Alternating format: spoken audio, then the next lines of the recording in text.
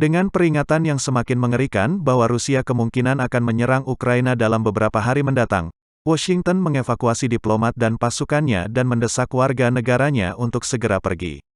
Ini bukan hanya waktu untuk meninggalkan Ukraina. Ini adalah waktu yang menuntut warga negara untuk meninggalkan Ukraina, kata seorang pejabat senior Departemen Luar Negeri Amerika Serikat, AS, seperti dilansir dari CBS News, Minggu, tanggal 13 Februari tahun 2022. Kedutaan Besar AS mengumumkan akan mengevakuasi semua kecuali staf non-darurat dari Ukraina dan di antara kru yang ditinggal, banyak yang akan keluar dari ibu kota, Kiev, ke kota barat, Lviv, dekat perbatasan dengan Polandia. Tidak hanya itu, kedutaan AS juga menangguhkan layanan konsuler pada hari Minggu, karena sebagian besar staf yang tersisa telah berangkat pergi. Sementara kedutaan tidak akan ditutup, hanya layanan darurat yang akan tersedia, dengan para diplomat fokus untuk berkomunikasi dengan pemerintah Ukraina. Kami sangat berharap dan terus bekerja secara intensif untuk mencoba memastikan bahwa Ukraina tidak menjadi zona perang, kata pejabat senior pertama Departemen Luar Negeri. Tetapi mereka memperingatkan, tampaknya semakin besar kemungkinan bahwa situasi ini mengarah menuju semacam konflik aktif. Diplomat bukan satu-satunya yang pergi dari Ukraina. Menteri Pertahanan AS Lloyd Austin memerintahkan 160 tentara dari Garda Nasional Florida meninggalkan Ukraina untuk ditempatkan di tempat lain di Eropa, Pentagon mengumumkan pada Sabtu waktu setempat.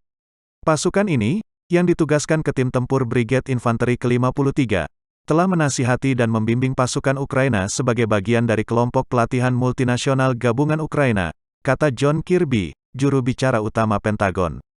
Mereka meninggalkan Ukraina dan akan memposisikan ulang di tempat lain di Eropa, kata Kirby.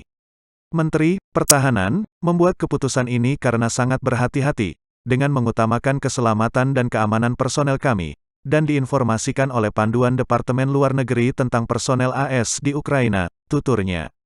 Reposisi ini tidak menandakan perubahan dalam tekad kami untuk mendukung angkatan bersenjata Ukraina, tetapi akan memberikan fleksibilitas dalam memastikan sekutu dan mencegah agresi, tambahnya.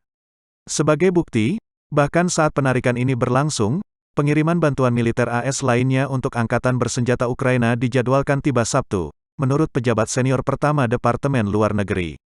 Tetapi Biden telah menjelaskan bahwa pasukan AS tidak akan memasuki Ukraina untuk mendukung militernya atau bahkan untuk mengevakuasi warga Amerika.